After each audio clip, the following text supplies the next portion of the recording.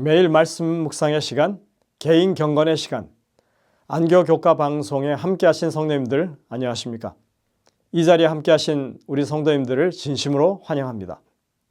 오늘도 이 하루의 대쟁투를 믿음으로 승리하도록 말씀을 대하고 성령의 지도를 간구하는 우리 모두가 되시기를 간절히 바랍니다. 함께 기도하시겠습니다. 하늘에 계신 아버지 하나님, 주님의 주신 이 기별에 대해서 우리가 살펴보면서 하나님의 크신 사랑과 섭리를 다시 한번 마음으로 느끼고 감동하는 이 시간이 될 수 있도록 인도하여 주옵기를 예수님의 이름으로 간절히 기도드립니다. 아멘. 오늘은 수요일 소재입니다. 사랑하기 때문에. 하나님은 마침내 죄를 지은 아담과 하와에게 동산을 떠날 것을 명령하십니다. 사랑하는 자식들, 그 보금자리였던 에덴 동산에서 쫓아내는 하나님의 심정은 어떠셨을까요?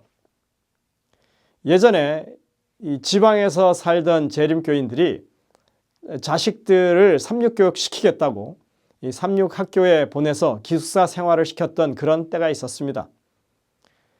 학업을 위해서 또 신앙교육을 위해서 사실은 좋은 목적이죠. 집을 떠나 보내는 그런 일이었는데도 자식을 떼어놓고 나오는 이 부모의 심정은 말할 수 없이 고통스러웠다고 우리는 기억합니다. 사랑하는 아담과 하와를 쫓아내는 이 상황은 사실 그런 것과는 비교할 수 없는 큰 아픔이 자리 잡는 그런 순간이었을 것입니다. 이제부터 그들은 수고와 고통과 죽음이라고 하는 정말 경험하지 못한 그런 낯선 상황을 겪게 될 것이었습니다. 이들이 고통 가운데 살다가 소망 없이 죽는 것이 그들의 결국이 될 수도 있는 것입니다.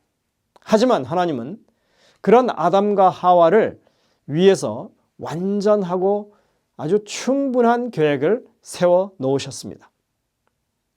하나님께서는 이제 아담과 하와를 내보내시는 그때 분명한 약속을 주셨습니다. 그것이 창세기 3장 15절에 기록되어 있습니다. 하나님께서는 옛 뱀인 사탄을 직접 바라보시면서 이렇게 말씀하십니다. 내가 너로 여자와 원수가 되게 하고 내 후손도 여자의 후손과 원수가 되게 하리니 여자의 후손은 내 머리를 상하게 할 것이요 너는 그의 발꿈치를 상하게 할 것이니라.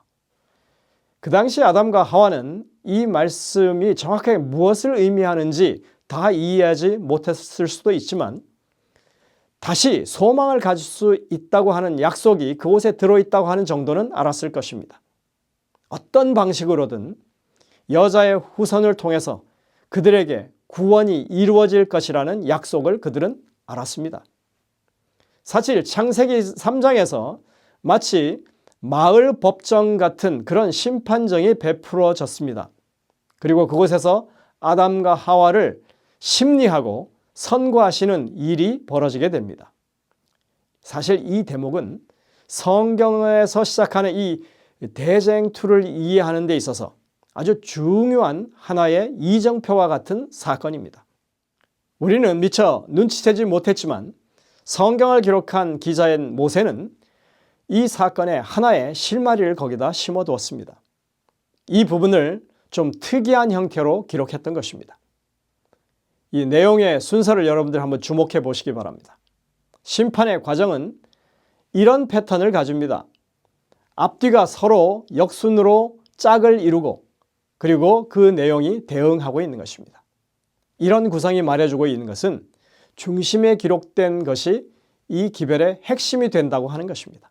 즉 창세기 3장 15절 우리가 흔히 원복음 구속의 경륜의 선포라고 말하고 있는 이 말씀이 이 심판정의 핵심 선언이라고 하는 것입니다. 그러니까 죄 지은 인류를 위한 최초의 심판정은 바로 죄 지은 인류의 구원을 약속하는 선고였다고 하는 사실이죠. 창세기 3장 이 죄의 시작과 더불어서 대쟁투의 핵심은 바로 사람의 구원에 있습니다. 여기서 여자의 후손이라고 하는 것은 당연히 이 땅에 여인의 후손으로 오신 예수 그리스도를 가리킵니다. 갈라디아 3장에서 그것을 분명하게 보이죠. 십자가에서 사탄은 예수님을 죽음으로 내몰았지만 그것은 그분의 발꿈치를 상하게 하는 일에 불과했습니다. 그러나 죄 없으신 예수님은 사망을 이기고 부활하셨습니다. 이것은 뱀의 머리, 이 사탄의 권세가 완전히 깨어질 것을 그렇게 확증하는 사건이 되는 것입니다. 아담과 하와가 열었던 고통과 죽음의 문은 이렇게 예수 그리스도의 죽으심과 부활과 심판에 의해서 완전히 닫혀지게 될 것입니다. 성경은 예수님의 죽으심이 우리에게 어떠한 의미가 있는지 분명하게 밝혀주는 말씀들로 가득합니다. 히브리서 2장 9절입니다. 오직 우리가 천사들보다 잠시 동안 못하게 하심을 입은 자 곧 죽음의 고난을 받으심으로 말미암아 영광과 존귀로 관을 쓰신 예수를 보니 이를 통하여 하나님의 은혜로 말미암아 모든 사람을 위하여 죽음을 맛보려 하심이라. 갈라디아 3장 13절입니다. 그리스도께서 우리를 위하여 저주를 받은 바 되사 율법의 저주에서 우리를 속량하셨으니 기록된 바 나무에 달린 자마다 저주 아래에 있는 자라 하였습니다.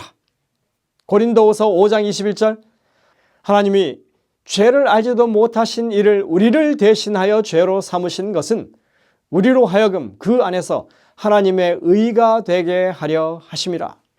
하나님은 예수님을 통하여 우리를 구원하기 위해서 죄 없으신 분을 죄의 저주 아래 두셨다고 합니다.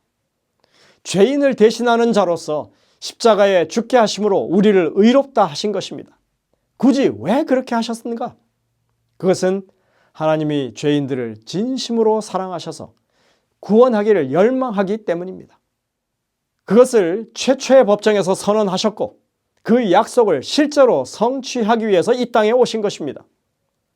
창세기 3장의 심판정의 이야기 속에는 그 구성이 보여주는 또 하나의 이 교훈이 있는데 그것은 하나님은 인간의 죄에 대한 형벌을 선고하시기 전에 먼저 구원을 선고하고 계신다고 하는 사실입니다. 인간이 당할 죄악의 고통, 다시 말해서 이 해산의 고통과 노역의 고통과 죽음의 고통 그 이전에 인간을 구원하기 위한 하나님의 아들의 죽음, 즉 하나님의 고통이 먼저 있다고 하는 것을 보여주는 것입니다. 사랑하는 자식에게 매를 드시는 하나님의 심정이 여기에 고스란히 배어 있다고 할 수 있습니다. 우리는 죄 때문에 우리만 고통당한다고 생각합니다. 하지만 우리의 고통과는 비교할 수 없는 큰 고통이 하나님이 지금 겪고 계시는 고통이라고 하는 사실을 깨달아야만 할 것입니다. 하나님은 우리가 죄 가운데서 죽어가는 것을 차마 보고 계실 수가 없으셨습니다.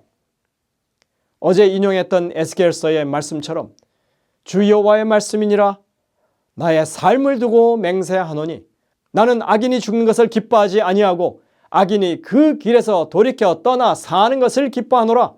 이스라엘 족속아 돌이키고 돌이키라. 너희 악한 길에서 떠나라. 어찌 죽고자 하느냐.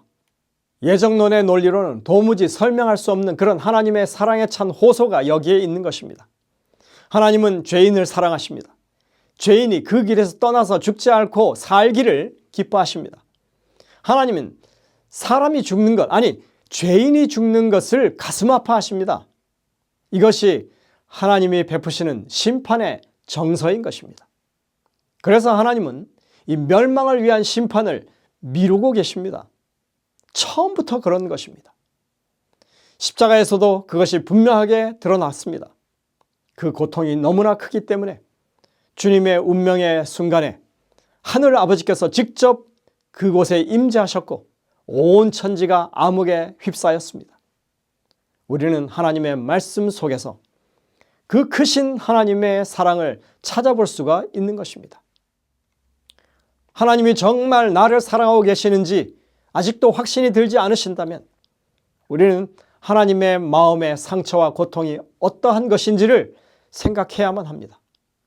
성소를 통해서 보여지는 모든 희생제물의 도살 그리고 그 진행되는 제사의 과정을 살펴볼 때 그것은 하나님의 고통과 아픔을 보여주는 그런 예식입니다.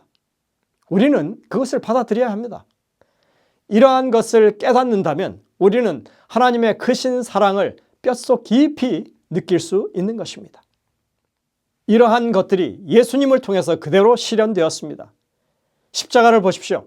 그가 쓴 가시면류관을 보십시오. 그의 손과 발에 박힌 못을 보십시오. 예수님이 갈보리에서 흘리신 피 한 방울 한 방울, 그 한 방울마다 하나님은 이렇게 말씀하고 계시는 것입니다.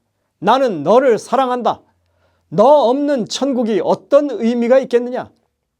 그래, 너는 죄를 지었고 죄에 미혹되어서 사탄의 속박을 자청했기에 너는 영생을 얻을 자격도 능력도 없다. 그러나 너를 되찾기 위해서 내가 십자가에 못 박혔다. 여러분들, 거기에다가 갈바리를 향해서 무거운 나무 십자가를 지고 지친 그 걸음으로 걸어가시면서 주님이 느끼셨을 죄의 무게와 압박이라고 하는 것은 육신의 고통과는 비교할 수 없이 큰 고통이었음이 분명합니다. 하나님이 나를 얼마나 사랑하시는지는 십자가의 사건을 바라볼 때, 성소의 그 모든 제사의 과정을 생각해 볼 때 분명해집니다. 성경은 예수님이 이 세상에 오셔서 우리가 겪는 것과 똑같은 아픔과 실망, 고통을 경험하셨다고 말하고 있습니다. 우리가 경험하는 동일한 유혹을 직면하시면서도 당신의 생애와 십자가의 죽음을 통해서 사망의 권세와 주관자들을 이기신 그리스도께서 이 모든 것을 바로 나를 위해서 이루셨다고 말하고 있는 것입니다. 생각해 보십시오. 우주를 창조하신 예수님께서 하늘에서 이 땅에 그 일을 위해서 오셨습니다. 단순히 타락한 세상에 오신 것만이 아니라 그분은 우리 중 누구도 겪을 수 없는 고난을 당하시면서 우리를 대신해서 나를 사랑하시기 때문에 바로 나를 구원하기 위해서 하신 일입니다. 얼마나 사랑이 넘치는, 그리고 우리가 소망할 수 있는 그런 기별인지 모릅니다. 오늘 영감의 교훈에 보면 십자가는 하나님과 우리를 화목케 하는 것이라고 분명히 밝힙니다. 그리스도의 죽음은 인류에 대한 하나님의 크신 사랑을 입증한다. 그것이 우리의 구원의 보증이다. 그리스도인들에게서 십자가를 제거하는 것은 하늘에서 태양을 없애는 것과 같을 것이다. 십자가는 우리를 하나님께로 가까이 인도할 뿐더러 우리를 하나님과 화목하게 해준다. 여호와께서는 부성애의 동정심을 가지고 불쌍히 여기는 마음으로 인류를 영원한 사망에서 구하고자 아들이 참은 그 고통을 보시며 그 사랑하시는 자 안에서 우리를 받아주신다. 사도행적 209쪽에 있는 말입니다. 오늘 하나님의 사랑이 어떠한지, 예수님의 희생이 얼마나 큰 것인지 더 깊이 깨닫고 경험하시는 하루가 되시기를 간절히 바랍니다. 기도하시겠습니다. 하늘에 계신 아버지 하나님, 에덴 동산의 첫 범죄의 현장에서 벌어졌던 그 심판의 과정 속에 하나님의 고통이 서려 있음을 우리가 오늘 보게 되었습니다. 오늘날에도 여전히 주님은 우리의 죄악을 가슴 아파하시면서 우리가 그 길에서 돌이켜 떠나 살기를 원하고 계심을 우리가 이제는 온전히 인정하게 하시고 주님의 뜻을 우리의 마음 가운데 받아들이고 하나님의 그 크신 사랑을 이해하고 깨닫는, 그래서 하나님의 백성으로 살기에 참 감사하고 찬양하는 저희들이 될 수 있도록 인도하여 주옵기를 예수님의 이름으로 간절히 기도드립니다. 아멘.